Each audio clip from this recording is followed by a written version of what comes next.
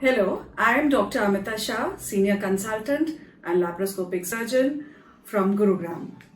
I bring greetings from Global Women's Clinic, a clinic that provides comprehensive, holistic health to all women from puberty to menopause. So today we are going to talk about bulky uterus.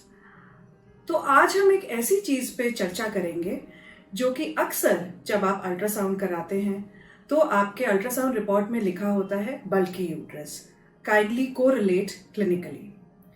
तो अब ये बल्की uterus होता क्या है, क्या इससे आपको घबराना चाहिए, इसके कारण क्या होते हैं और इसका इलाज क्या होता है।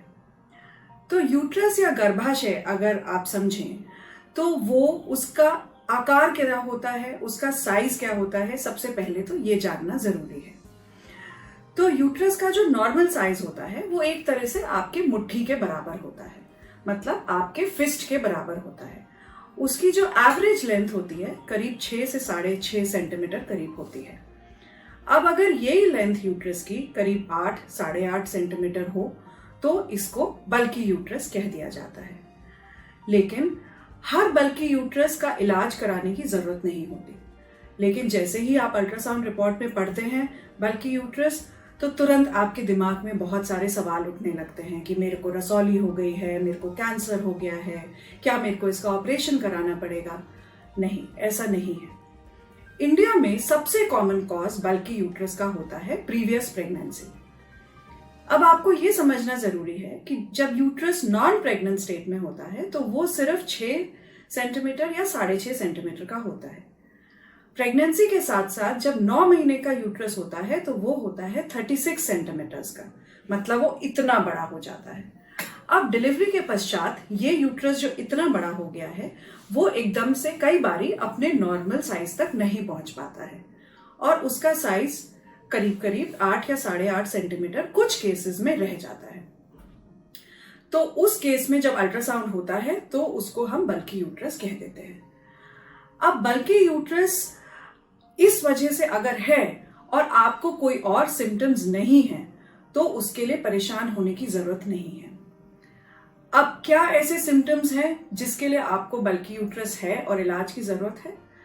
तो बल्की यूट्रस कुछ ऐसी कंडीशंस में भी हो जाता है जैसे कि अगर फाइब्रॉइड्स हो या रसौली जिसे कहते हैं या गाठन जिसे कहते हैं, तो उस केस में भी बल्की यूट्रस आता है।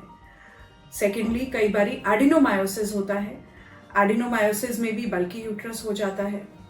पेल्विक इन्फ्लेमेटरी डिजीज या जिस कंडीशन में गर्भाशय में सूजन हो जाती है उसमें भी यूट्रस का साइज बढ़ जाता है। ये सब कंडीशंस जैसे कि fibroid uterus, adenomyosis, pelvic inflammatory disease, इन सब के बारे में आप मेरे नेक्स्ट वीडियोस में देख सकते हैं। अब इनके सिम्टम्स क्या होते हैं?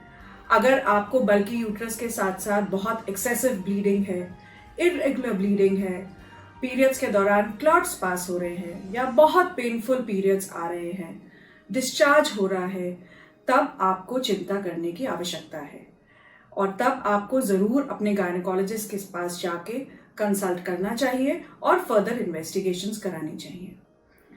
सो आई होप आपको ये समझ में आया हो कि अगर अल्ट्रासाउंड में नॉर्मल चेकअप के दौरान अक्सर मेट्रो सिटीज में एग्जीक्यूटिव हेल्थ चेकअप्स होते हैं और उन एग्जीक्यूटिव हेल्थ चेकअप्स में अगर आपको बल्की यूट्रस निकलता है तो उसके लिए आपको घबराने की, परेशान होने की जरूरत नहीं है।